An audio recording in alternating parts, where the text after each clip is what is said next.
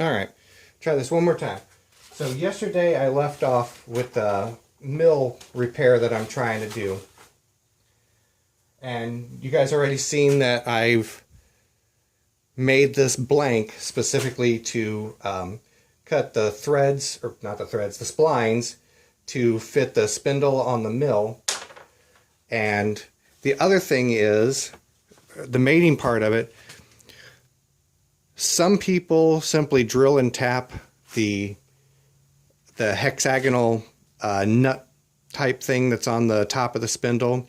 Well, I don't really want to do that very badly, so I'm thinking I'll take another piece of this aluminum stock and I'll essentially make a socket on the lathe for it.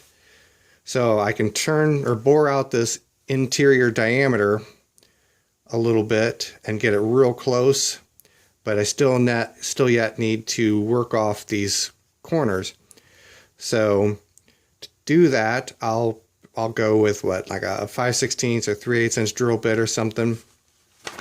But the kicker is, I still yet don't have anything set up to give me a tool post drill. So I was rooting through all my chucks this morning and bits and pieces.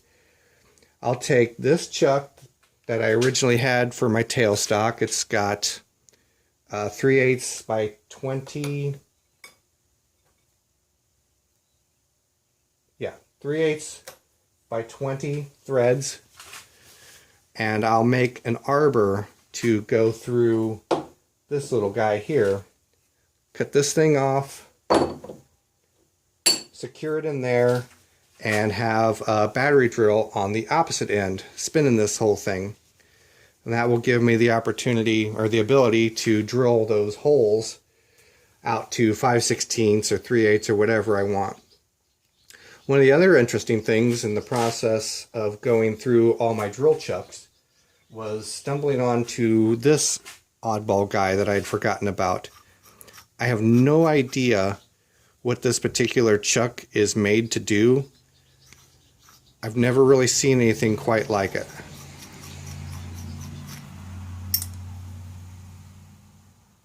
With the chuck jaws or the teeth secured with this rubber. It's a unusual design, to say the least, or at least by any means that I've seen. And it looks like the body of it appears to be, this appears to be aluminum, it feels like. I'm not totally sure on that, but... And then, of course, this lower section, for whatever reason, this little guy, I think it'll come out.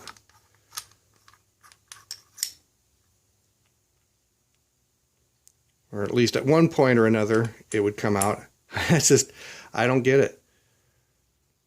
Never seen anything quite like this before. I can't even remember where this came from. But I figured there'd probably be a couple people that would kind of get a kick out of that unusual drill chuck. Let's see, while we're talking about drilling related things, it also dawned on me that I'm having a lot of trouble drilling small diameter stuff on the drill press because I've got it geared so low right now. I've got, I can't even remember what RPM but it's a hassle to change speeds on it because of the way it's set up, or because of some mechanical shortcoming on its part, I should say. So I'd forgotten that I had this little guy sitting away. So I think I'm going to get that set up to where I can just toss it on and off of the workbench over here to do smaller diameter drilling, and then use the bigger drill press for 3/8 inch, half-inch stuff and larger. And that one seems to be fairly stable, fairly sturdy, so I think that'll probably work out a little bit better, give me a little advantage on that. So at any rate, I'll start uploading this video, and I'll start working on this tool post drill.